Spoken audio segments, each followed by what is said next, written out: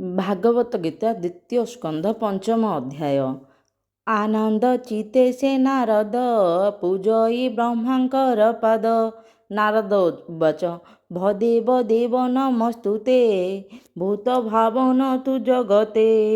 ସୃଷ୍ଟିର ଅଗ୍ରେତର ଦେହି ତ ଭାବ ନ ଜାଣନ୍ତି କେହି। ଆତ୍ମାର ତତ୍ତ୍ୱ ତୁମେ ଜାଣ ଯେ ବେଦ ପୁରାଣେ ପ୍ରମାଣ।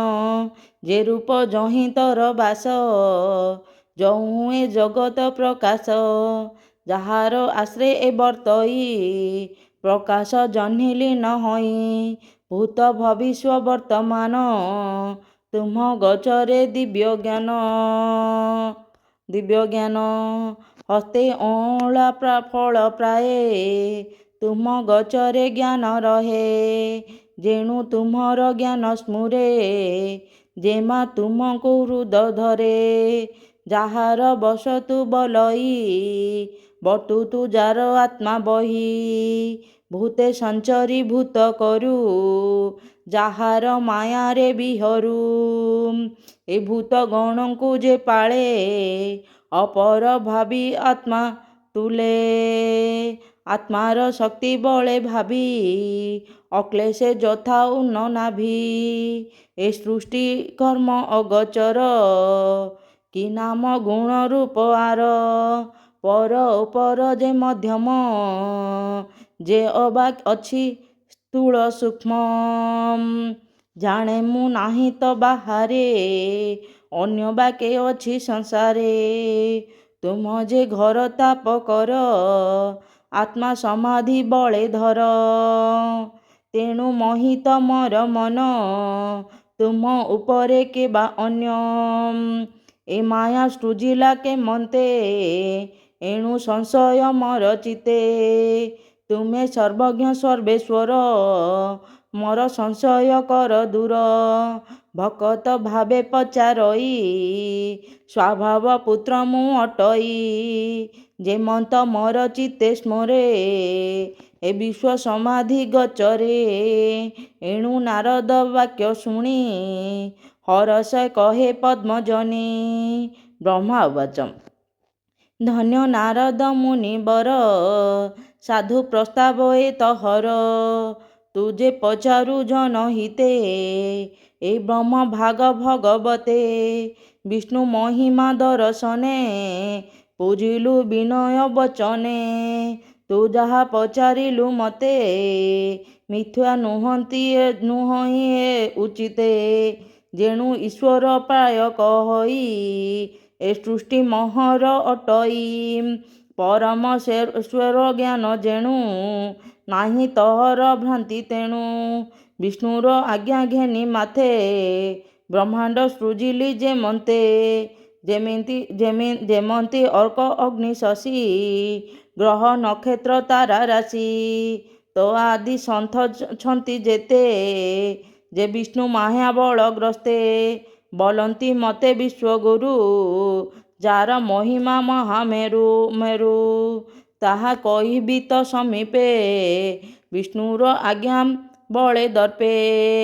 ଯେ ହରି ଜଗତ ଈଶ୍ୱର ତାହାକୁ ମୋର ନମସ୍କାର। ଯାହାର ଇଚ୍ଛା ମାର୍ଗେ ସ୍ଥିତି ଲାଜେ ସଂକୀର୍ତ୍ତ ଭଗବତୀ। ସେ ମାୟା ବଶେ ଏ ଜଗତ ଅଜ୍ଞାନ ମଦେ ବିମୋହିତ। ମୁହିଁ ମୋହର ଏ ଶରୀର ଦ୍ୱାରା ସମ୍ପଦ ବନ୍ଧୁ ମୋର। ଅଜ୍ଞାନ ଜନଙ୍କ ଏ ଭାବ ସର୍ବ ସମ୍ପଦ ପଦ୍ମନାଭ। ଏ ଦ୍ରବ୍ୟ କାଳ କର୍ମ ଜୀବର ଯେ ଅବା ସ୍ୱଭାବ। ଯେତେ ଦେଖଇ ଭିନ୍ନ ଭିନ୍ନେ କୃଷ୍ଣଙ୍କୁ କେବା ଅଛି ଅନ୍ୟେ।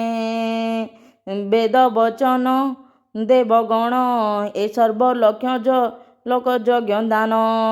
ତପସ୍ୟା ଯୋଗ ଜ୍ଞାନ ଗତି ସର୍ବ ସମ୍ପଦ ଦାଶରଥି। ଯେ ହରି ସର୍ବଦେହେ ଦେହି ସର୍ବ ଦେଖଇ ହୃଦେ ରହି।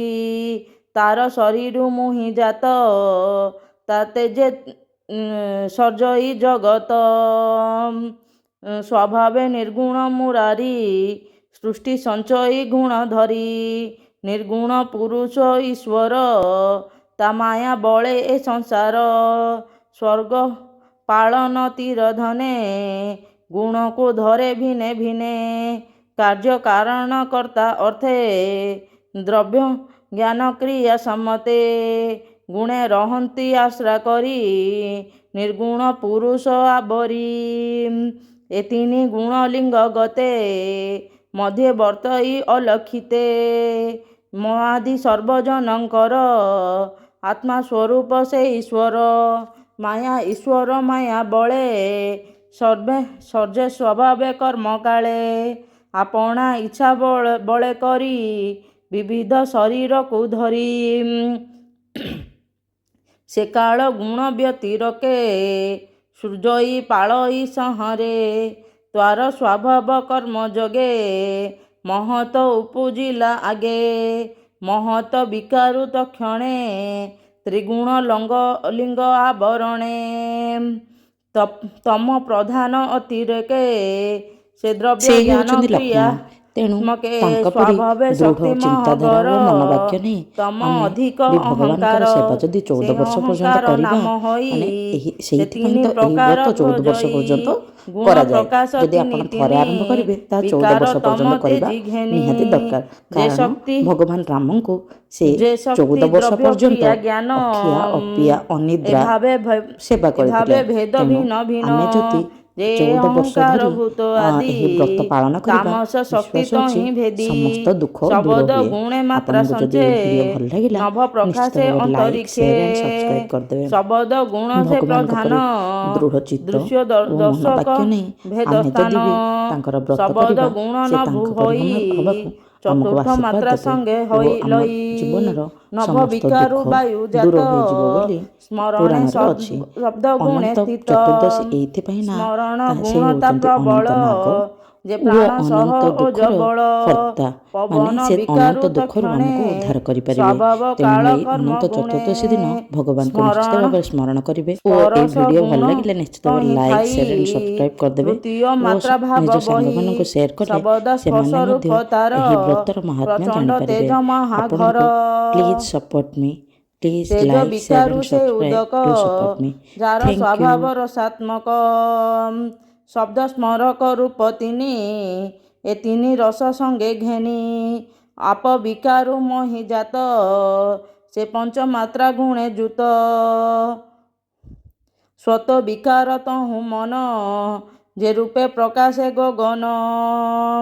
ମନର ସଙ୍ଗେ ଦେବ ବଳ ଦଶ ଇନ୍ଦ୍ରିୟ ରକ୍ଷପାଳ। ଦିଗ ବାତାର୍କ ଜଳପତି ଅଶ୍ଵିନୀ ବହ୍ନି ସୁରପତି। ଉପେନ୍ଦ୍ର ମିତ୍ର ପ୍ରଜାପତି ଏ ରୂପେ ଦଶ ଉତପତି। ତୈଜସ ବିକାରୁ ତକ୍ଷଣେ ଜନ୍ମିଲେ ଦଶ ଇନ୍ଦ୍ରି ଗଣେ। ଯେ ଜ୍ଞାନ କ୍ରିୟା ବୁଦ୍ଧି ପ୍ରାଣ ତଜୈସ ଶକ୍ତି ଏ ପ୍ରମାଣ। ଶ୍ରୁତି ଯୁଗଳ ଚର୍ମ ଘ୍ରାଣ ନୟନ ଜିହା ପଞ୍ଚ ଜ୍ଞାନ। ବଚନ ପାଣି ଅଙ୍ଘ୍ରିବେନି ଉପସ୍ଥ ମୂଳଧାର ଘେନି। ଏ କର୍ମ ଇନ୍ଦ୍ରିୟ ପ୍ରକାର ଦଶ ଦେବଙ୍କ ଅଧିକାର। ଭୂତ ଇନ୍ଦ୍ରିୟ ଗଣ ମନ ମହତ ଆଦି ତିନି ଗୁଣ। ଯେଣୁ ନହିଲେ ଏକ ମନ ଏ ତେଣୁ ନ ପାଇଲେ ସ୍ଥାନ। ବ୍ରହ୍ମାଣ୍ଡ ହେତୁ ଏ ପ୍ରତ୍ୟକ୍ଷେ ସୂକ୍ଷ୍ମେ ରହିଲେ ଅନ୍ତରିକ୍ଷେ। ସ୍ଥାନ ନ ପାଇ ଅନ୍ୟେ ସ୍ଥକିତେ ରହିଲେ ଗଗନେ। କେତେହେଁ କାଳେ ଶୂନ୍ୟ ରହି ଶବଦେ ବିଷ୍ଣୁ ଆଜ୍ଞା ପାଇ। ଏ ମହାଭୂତେ ସୂକ୍ଷ୍ମ ଭୂତେ ଘଟିତ ଅନ୍ୟ ଯୁତେ।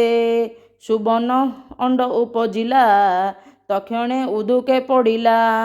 ଅନେକ ସହସ୍ର ବରଷ ସେ ଅଣ୍ଡ ମହାଜଳେ ଭାସେ। ଅନେକ ସହସ୍ର ବରଷେ ସେ ଅଣ୍ଡ ମହାଜଳେ ଭାସେ। ସେ ଅଣ୍ଡ ମଧ୍ୟେ ଜୀବ ଜାତ କାଳ କର୍ମ ସ୍ୱଭାବ ସ୍ଥିତ। ଜୀବ ସ୍ୱଭାବ ଅଚେତନ ଚେତନା ଦେଲେ ଭଗବାନ। ସେ ସର୍ବଗୁଣ ସର୍ବସିଦ୍ଧି କେତେହେଁ କାଳ ଅଣ୍ଡ ଭେଦି। ପୁରୁଷ ହୋଇଲା ବାହାର ଏବେ ଶୁଣ ମୁନିବର।